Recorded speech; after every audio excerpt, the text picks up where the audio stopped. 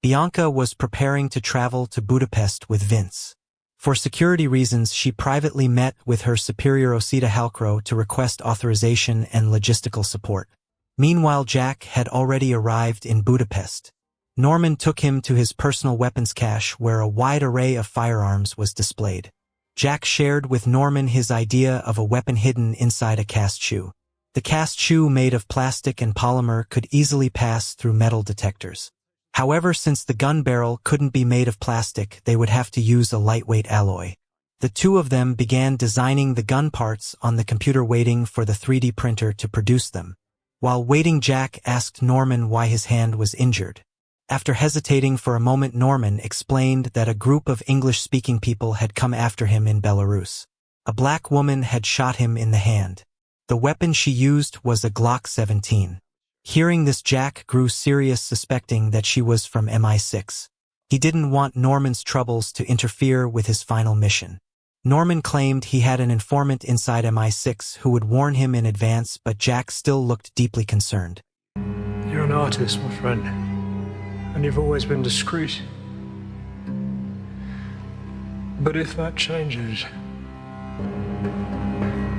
The next day, the gun parts had finished printing. After removing the cast shoe, they could be assembled into a simple sniper rifle. Norman handed Jack a set of car keys and told him to drive to a nearby forest to test the gun. He also warned Jack that the plastic gun body was fragile and would only withstand about 7 or 8 shots. To be safe, Jack should minimize the number of test shots.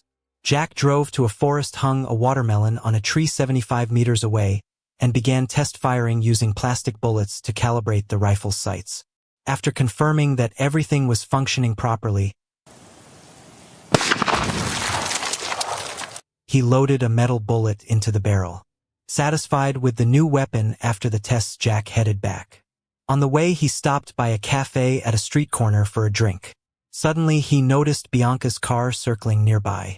It turned out Bianca had located Norman's hideout and called in reinforcements to prepare for an assault, including cutting the power. Worried, Jack called Norman, but he was too drunk to hear his phone ringing. Norman hurriedly deleted the printing history from the computer. At that moment, Bianca and her team burst inside.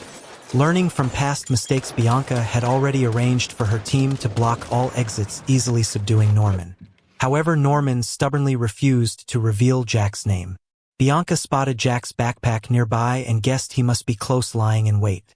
Realizing he had been betrayed by Larry, his so-called brother, Norman stood up. At that moment, he took a bullet from Jack meant for Bianca. While Jack was reloading, Bianca quickly took cover and signaled her team outside to surround him. Jack was pushed toward a stable.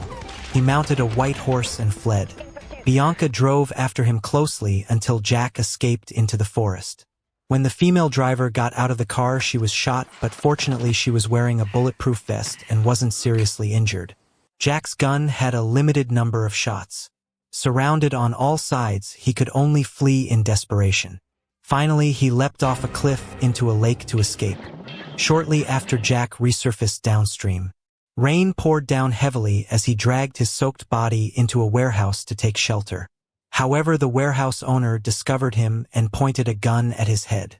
Jack tried to resist, but the man struck him